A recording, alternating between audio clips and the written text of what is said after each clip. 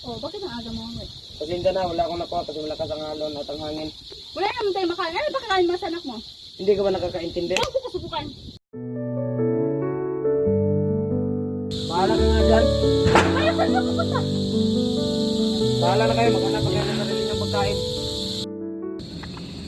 Nay, anong nangyari sa'yo? Iwanan tayo ng tatay. Huwag kang mag-alala, anak. Kaya natin. Sige, doon ka muna. Maglaro ka muna.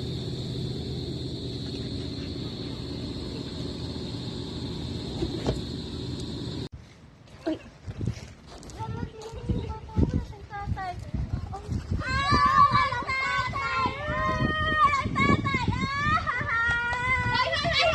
Bakit di siya binubuli? Wala kang kawalan!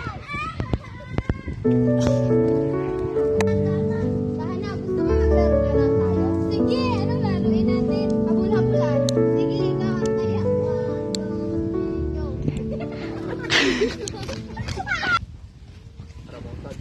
Pre, bakit nang bumili mata? Iniwan ko kasi mag-ina ko, pre. Bakit nang bumili, pre?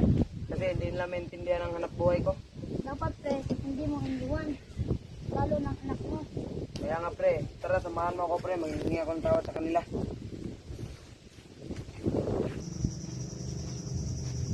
Sige, pre, humingi ka ng patawad sa kanila at aalis na din ako. Sige, pre. Paalam. Salamat. Maria, Oh, anong ginagawa mo dito? gusto ko sanang humingi ng tawad sa'yo, lalo na sa anak natin. Sige, papatawarin kita. Pero pangako mo sa akin na hindi mo na uulitin yan. O sige, ate ka, nasan ba ang anak natin? Sandali lang. Patawagin ko nga. Naglalaro rin eh. Sige. Umuwi ka na! Umuwi na si tatay mo! Oo. Opo, Nay! Teka lang!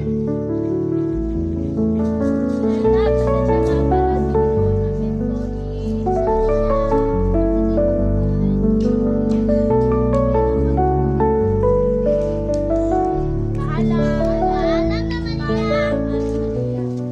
Alam naman niya. Mario, nandito na pa ang anak natin. Anak, may pasalubong pala ko sa'yo. Ala, ang ganda nito, Tay. Salamat, Tay.